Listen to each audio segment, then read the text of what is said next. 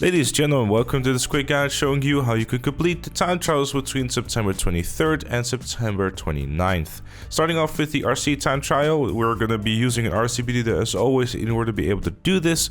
And luckily for you, if you don't have one, this week is actually 50% off. So if you always wanted to do these RC time trials and earn yourself an easy $100,000, then definitely it's worth to pick one up this week, considering that 50% off is quite steep and basically follow the same principle. As long as you're patient with it, you should be totally fine. Like with this one too, and the jump that we're about to take. Make sure not to go too fast, let go of the acceleration so you don't land too hard on the suspension of the RC though, because if you do so, you will start spinning out, which is obviously something you want to avoid.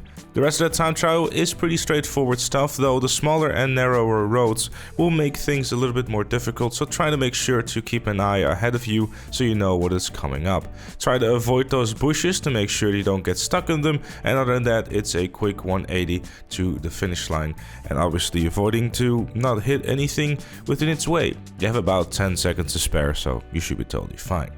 As for the normal time trial, we'll be using a Betty 801, but once you arrive at the time trial, we have to go all the way to the roof of the parking lot, so because I'm nice, I figured I'd show you how to get there.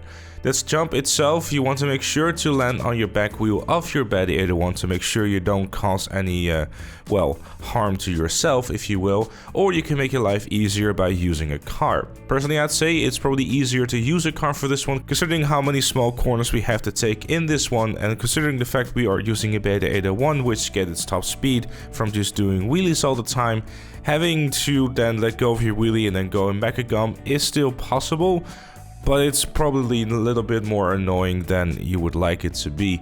Obviously, an Akuchi drag would be an excellent choice too, though I'm not entirely sure how well it will do when you're jumping down that jump there, considering that even if you touch it slightly, you will fall off the bike, which is not a good time. So something like a Pariah or any sports or supercar with a decent top speed should do you nicely. You have about 10 seconds to spare with the Betty 801, but obviously you might have a little less time left if you're using something slower. So like I said, if you have a car, then this is going to be your preferred option. The route for itself is not going to change. It's primarily just going to be a straight line, and it's going to be focused on looking ahead of you and make sure you don't hit any traffic.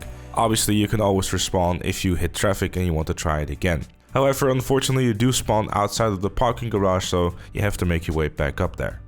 Regardless, with all that said and all that done, that was it for this one. Thank you so very much for watching. Leave a like if you enjoyed, subscribe for more, and if you really like what you see on the channel, consider becoming a member, like Chloe, Robert, Elusfire, Captain Price, Shikulu, Madman Dakota, and Dr. Strange Love. Join them and the other members by clicking the join button down below. Thank you again for watching, and I'll see you all later.